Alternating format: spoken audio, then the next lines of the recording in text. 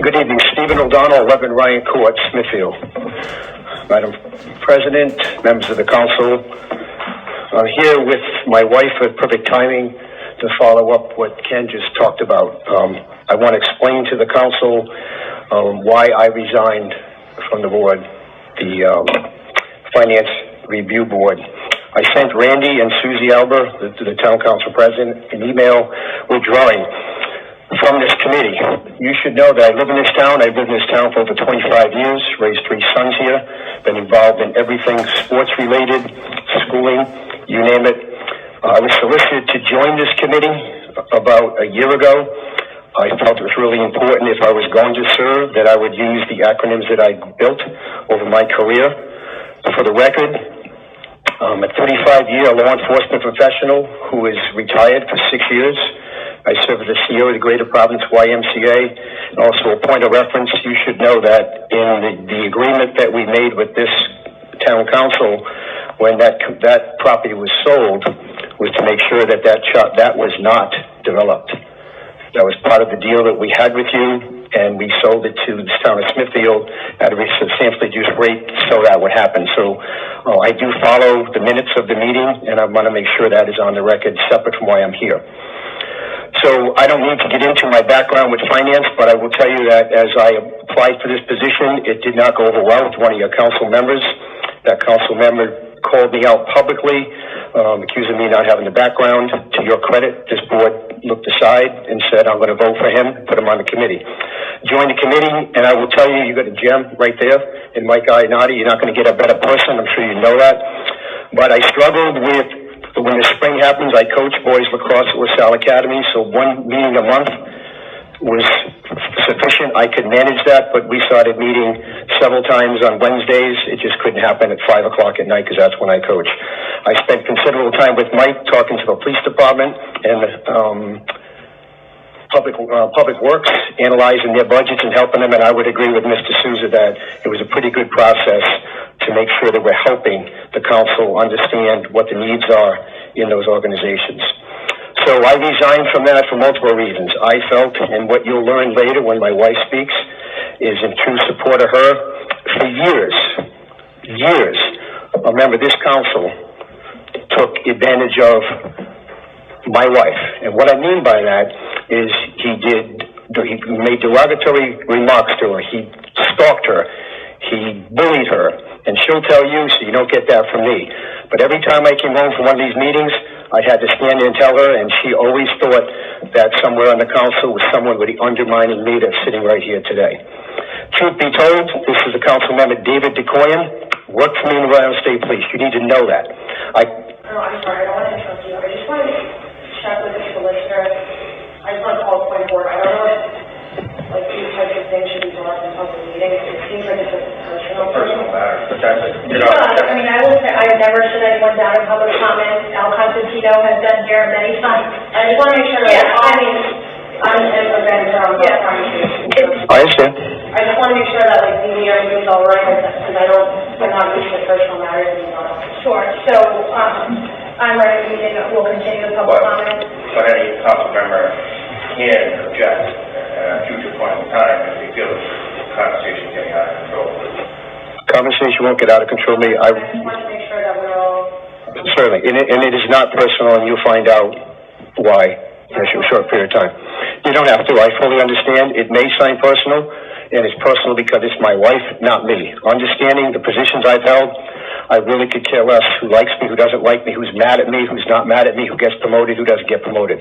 Has no bearing on me. But when it changes from direct contact with me to someone in my family, you're going to hear about it. And if you're an elected official, you need to hear that in front of me. I sat on a committee, and I'm telling you, that's one of the reasons I left that committee. It's wrong on many fronts because I'm helpful. Mike will tell you, very helpful with them, but I felt I didn't want to personalize that for my wife every single day that I came back from these meetings, for whatever that's worth. Understand, as I told you, this was not personal. I told you that David DeCoyan worked for me in the Rhode Island State Police. The day that he didn't get promoted is the day that changed for my wife. And she'll explain that to you, so you need to listen. If someone thinks it's appropriate, they can leave. They don't want to hear it. This is a public forum. It's my First Amendment right. I sit on many boards commissions, respectfully, and I know the Robert's Rules of Order probably better than most people. So I am not going to be aggressive. I'm just going to tell you the facts that you need to know. So I think it's important that you know one of the reasons I sat with Mr. Iannardi on October 6th. He probably won't remember it. It was something put together by this council to educate us on Robert's Rules of Order, boards and commissions. It was in the senior center. There were probably 150 open chairs in that senior center. There was me, Mike Iannardi, and his wife talking. Mr. DeCoin came up, bumped into my chair, made a comment that only I would understand about my background in sports. Got up and left. That doesn't mean much, but when Holly explains what's happened to her over years, you'll understand it better. So I let that go, but that's one of the reasons I don't serve this board anymore. And that was designed just to irritate me. And to me, it's frustrating because I felt I had something to offer this committee. And I'm born and bred. I'm not born here, but I believe in what happens in this town. And I think it's important. I did not want to re-stress my wife. That's my first. I'm only going to talk for 2 more points. Second point is, and I'm going to avoid the direct list to this group, what happened here a month ago, to my opinion, is a disgrace in this town. I'm going to give you dates and times.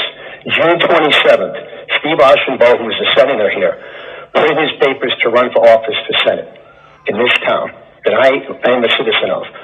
That I'm going to run for office. Mr. DeCoin on the 29th put his paperwork in to run for town council. And all of a sudden, Senator Archambault decides, I'm not going to run today. On the 29th, the date that you have to put your papers in.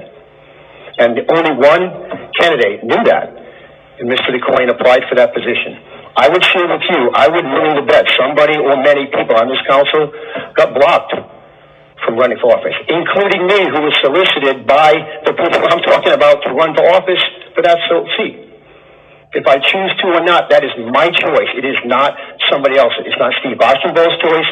It's not Dave DeCoin's choice. And the many people here may want to run for that office and could not, because it's too late.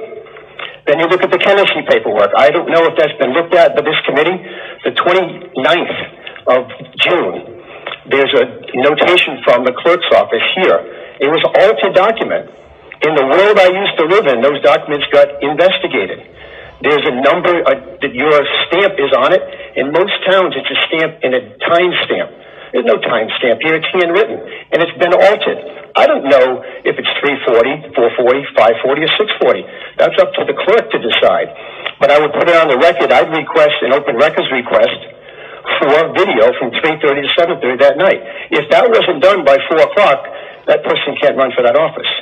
That should be looked at by somebody. I'm not sure if this is the body for it, maybe not, but a document, election document was altered. It could be altered legitimately, but someone's initials are on that. Other documents in the town, the same thing. It's handwritten. I'd suggest at least you change that to have a date and time stamp so you don't have to worry about someone asking the clerk, did you do it on time or did someone get it on time? But I'm telling you, from my experience, the totality of circumstances on the 29th, all of a sudden, the sitting senator is not going to run. And only one person can get their paperwork in. That's not fair. That's not fair to anybody in this town that decided to run. I do understand you have a right to run, and you might not run against an incumbent. I get that. That's what happened here. That's not right. It's not fair. And I can't speak for anybody on the council, but I can speak to the dozens of people who call me because they think I know.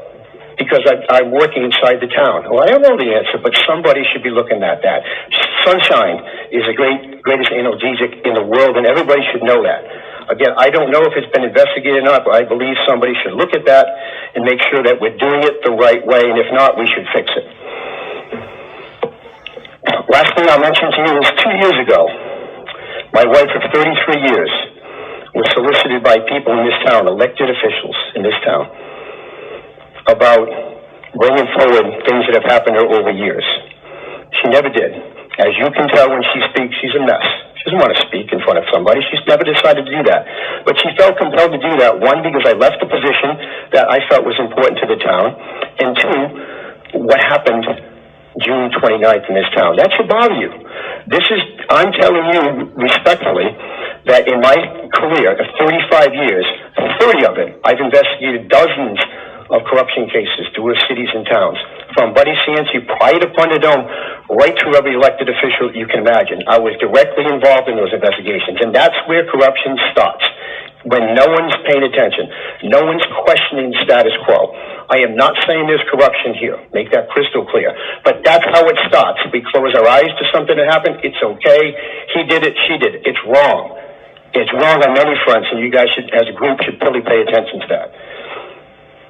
And you can tell by my tone, so I'm going to settle down. It's frustrating for me to sit as a not what I'm going to tell you, but what my wife's going to tell you. And I'm going to sit here in support of her because she's never going to explain it all to you what happened. But we have a responsibility in this town. If you're on this town council, 2 years ago, the same thing, very similar behavior. And I won't put words in our town council president's mouth, but I watched it unfold in the newspaper. And people in this town calling me saying, hey, listen, can you support this guy, Mr. DeCoyan, for president of the council? You all know about it. Everybody in this room, barring a couple, has sat down in front of me with my wife and heard part of the story. What do you do about that stuff? Until someone steps forward and says, hey, this is what happened to me. You are not the body to fix it. I'm not here to lecture you, but you need to know that happens. And if it happened to her and it happened to Miss Alba at a lesser rate, it will happen to you when it doesn't go your way, and I'll guarantee you that. That's why I'm here to shed light on it. If you don't mind, as a rule of order, Ms. Alba, I'm going to have Holly come up and I'm going to sit with her so she can explain the best of her ability, and she try to make it not personal. Thank you for your time.